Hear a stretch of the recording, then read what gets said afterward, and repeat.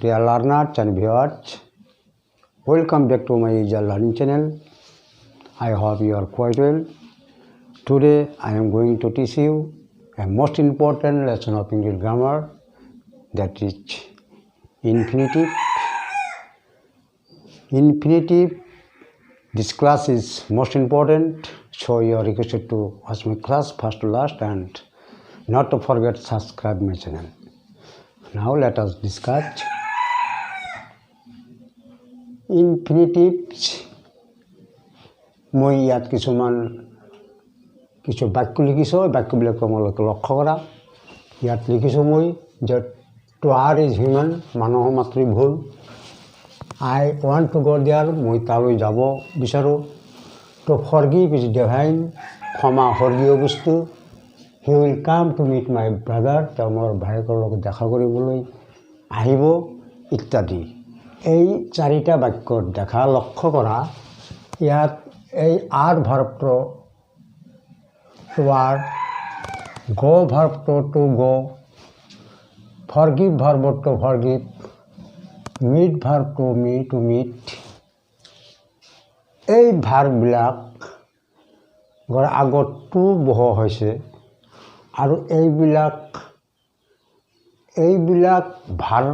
ভাৰ্বে কোনো ক্ৰিয়াৰ নিচিনা কাম কৰিব পৰা নাই, অৰ্থাৎ সিহঁতে কিছু ক্ৰিয়াৰ কামৰ কথাহে প্ৰকাশ কৰিছে।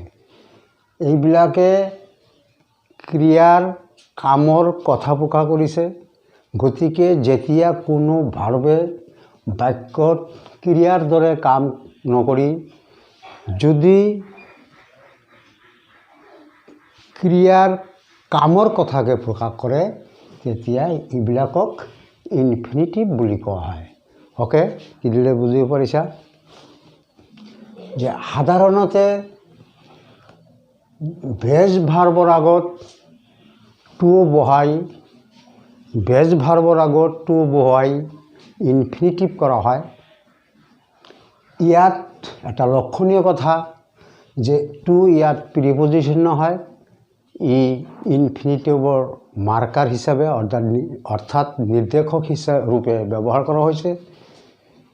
যে এই ইনফিনিটিভ মুঠতে ইয়াত এটা কথা মনত ৰাখিবা যে কেতিয়াবা টু ইনফিনিটিভ আমি জানিলোঁ যে বেজ ভাৰ্ব আগত টু বহাই ইনফিনিটিভ কৰা হয়। কেতিয়াবা কিছু ভাৰ্বৰ ক্ষেত্ৰত ইনফিনিটিভ উজ্জ্ব থাকিব পাৰে, যেনেকুৱা make verb, let verb, should, would, ought ইত্যাদি। এইবিলাক ভাৰ্বৰ নিট, এইবিলাক ভাৰ্বৰ লগত বা বাক্য যদি এনেকুৱা ভাৰ্ব থাকে কেতিয়াবা ইনফিনিটিভ উজ্জ্ব থাকিব পাৰে। উদাহৰণ দেখা, we should respect our elders. ইয়াত respect that means to respect. Please give me a glass of water, please to give, you need not go' there, this is you need not to go' there ইত্যাদি।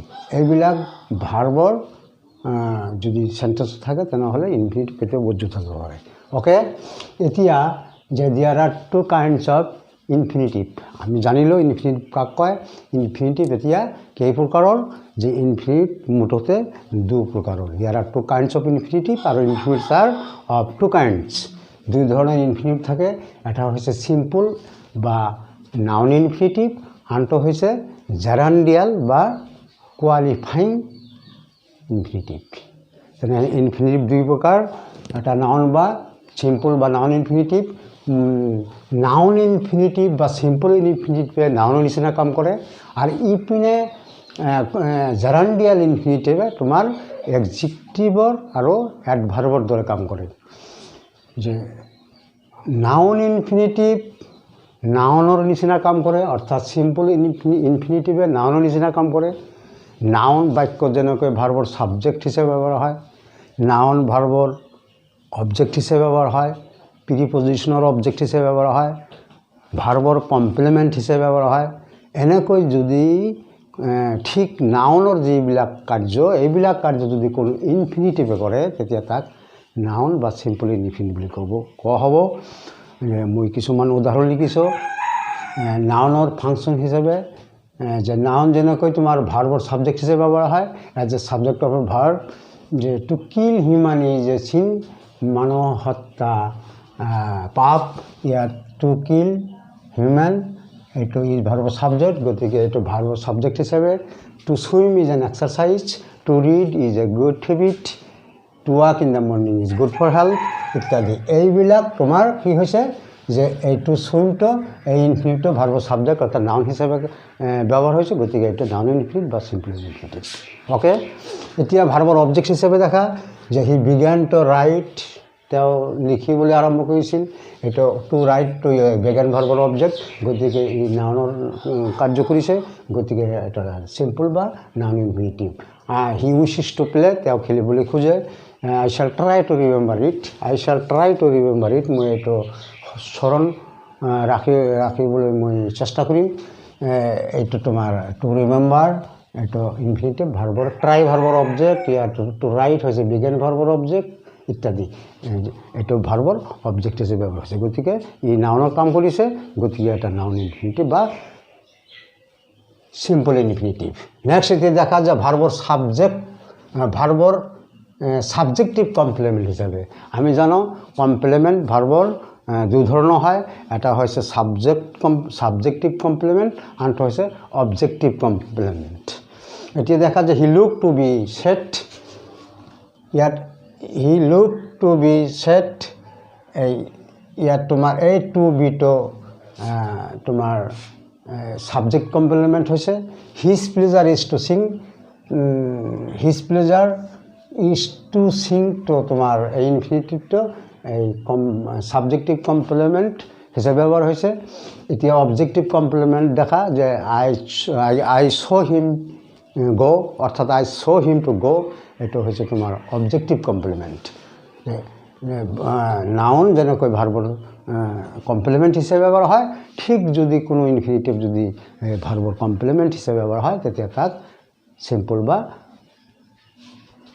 Noun infinitive বুলি কোৱা হয় next এতিয়া প্ৰিপজিশ্যনৰ object হিচাপে যেতিয়া কোনো infinitive ব্যৱহাৰ হ'ব তেতিয়া তাক চিম্পল বা নাউন ইনফিনিটিভ বুলি ক'ব যে দেখা he is about to come তেওঁ অহা সময় হৈছে অৰ্থাৎ আহিবৰ সময় হৈছে the man is about to die মানুহজন মুমূৰ্ষ অৱস্থাত আছে মানুহজনতো মৰা অৱস্থাত আছে এইবিলাক সেয়া I can not but help you but means except বাহিৰে এইটো preposition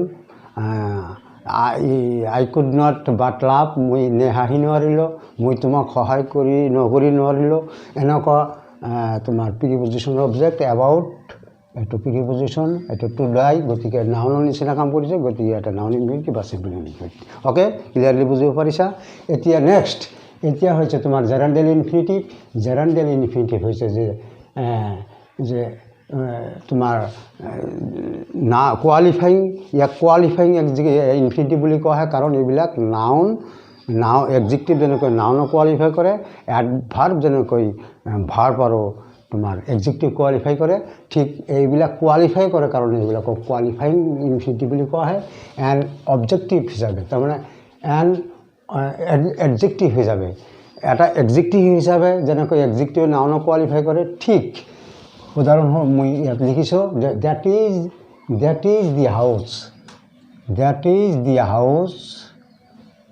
the house to let আৰু this is the house to let এইটো হয়তো ভাড়া দিয়া ঘৰ ইয়াত টু লেট ভাড়া দিয়া ইয়াত দিয়া হাউচ গতিকে নাউনক কোৱালিফাই কৰিছে টু লেট ইনফিনিটিভটো নাউনক কোৱালিফাই কৰিছে গতিকে এইটো এটা এডজেক্টিভৰ কাম কৰিছে to give him water to drink give me some water to drink মোক কিছু খাবলৈ পানী দিয়া ইয়াত তোমাৰ টু ড্ৰিংক টু ৱাটাৰ নাউনক কোৱালিফাই কৰিছে গতিকে ই এটা এডজেক্টিভ নিচিনা কাম কৰিছে এই ইনফিনিটিভে এডজেক্টিভ নিচিনা কাম কৰিছে বাবে এইটো এটা জেৰাণ্ডিয়েল ইনফিনিটিভ বা কোৱালিফাইং এডজেক্টিভ নেক্সট এতিয়া টু এন এডভাৰ্ব তাৰমানে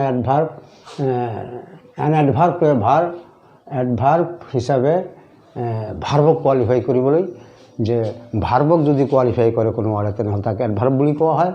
যে আই ৱেণ্ট টু মিট, ইয়াত টু মিট এই ইনফিনিটিভটোৱে ৱেণ্ট ভাৰ্বক কোৱালিফাই কৰিছে, গতিকে ইয়াত এটা জেনেৰেল ইনফিনিটিভ হৈছে। She wave to see her dead son, তাৰ মৃত্যু পুত্ৰক দেখি তাই কান্দিছিল।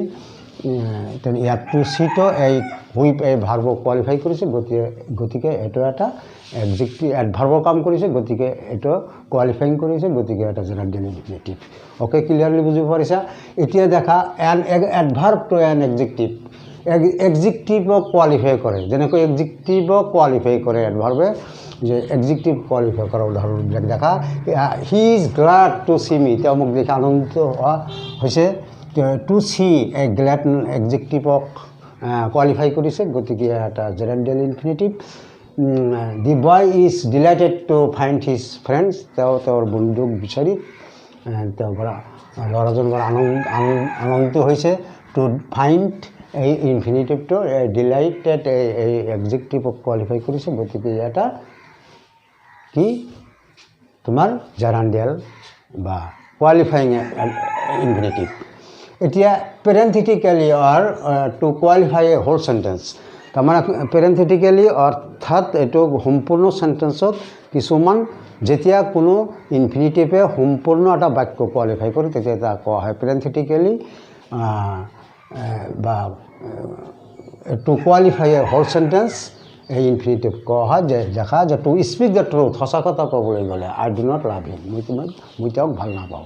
Two speak the truth, to tell you the truth I do not like this project.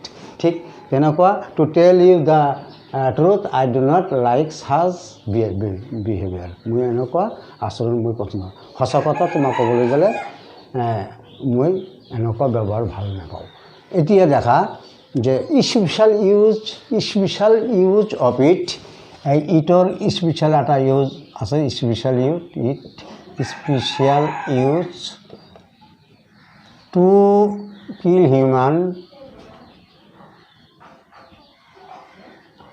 Is a great চিন।